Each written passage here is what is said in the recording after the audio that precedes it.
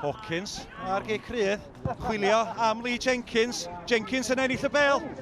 Firth ar arbediad, a mae gefn y rwyd. Luke Tabon yn rhoi ti i mewn. Y geg crydd wedi mewn.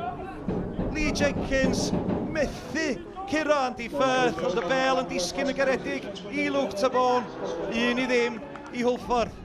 Chwaraewyr Quay Connah, di amgylchynu Zach Jones yn y cwrt 6. Yn gymryd, ma nhw, Josh Williams. I ymwyl y cwrt at Harrington.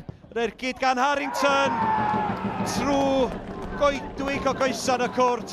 Ac heibio i Zach Jones yn y gôl. Harrington efo gormod amser ar ymwyl y cwrt. Ac yr ergyd a heibio i Zach Jones.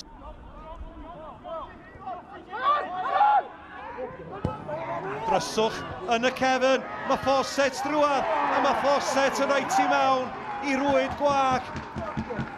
Wel, ar bêl ar draws i Andy Firth, dryswch llwyr yn y cefn, a Ben Fawcett yn manteisio i roi Hwlffordd yn ôl ar y blaen. Davies, ceisio cael chydig o le rhwngtho fo a Bog, pas hyfryd allan at Ryan Harrington. Harrington ar bêl i mewn. Bêl y disgyn i Josh Williams, sa cyfle Williams cael ei chlirio oddi ar y llinell, a Jordan Davies ar ergyd wyllt o ymyl y cwrt. Davies yn rhyddhau Harrington, y bêl ar draws, cael ei chlirio. A Davies wedyn yn erbyn i gyn clwb methu ac anfod y targed. Nash codi'n uwch na Dyer, Bog ar peniad, ddim yn bell. Wild. Bêl yn canfod, Morris, y bêl ar draws at Jordan Davies. Arbediad gan Zach Jones. Ac mae Hwlffordd yn clirio.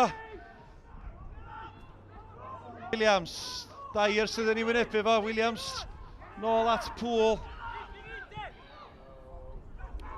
Williams, heibio i McNamara. Y bêl ar draws. Y bêl heibio'r postyn. A dyna oedd y cyfle. Jack Burnman, yr eilydd.